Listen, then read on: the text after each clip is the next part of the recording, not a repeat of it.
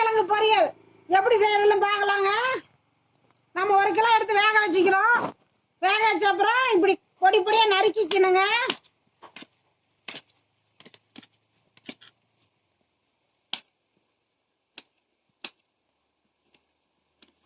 பொடி பொடியா நறுக்கிக்கிட்டு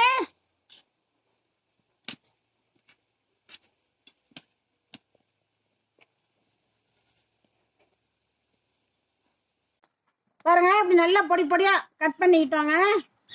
இதுக்கு தாளிக்க வேண்டிய பொருள் பெரிய வெங்காயம் ஒரு 5, பச்சை மிளகாய் ஒரு 5, கருவேப்பிலை, மல்லித்தழைங்க, தாளிக்கிறதுக்கு எண்ணெய், கடுகு, சோம்பு, கொஞ்சம் தேவையான உப்பு. இப்போ தாளிக்க பார்க்கலாம்.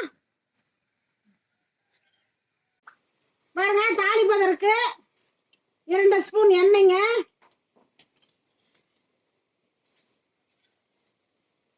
கடுகு சேர்த்துக்கணும்,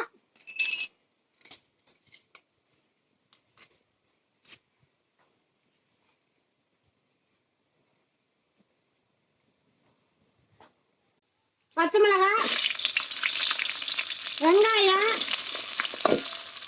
கருவேப்பிலை நல்லா வதக்கிக்கணுங்க.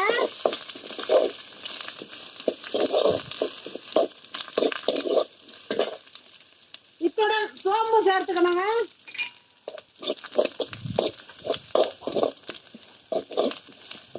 நல்லா வதக்கியாச்சு. இப்ப கிழங்கு சேர்க்கிறோம். மரவள்ளிக்கிழங்கு இத்துடன் மல்லித்தழையும் சேர்த்துக்குங்க.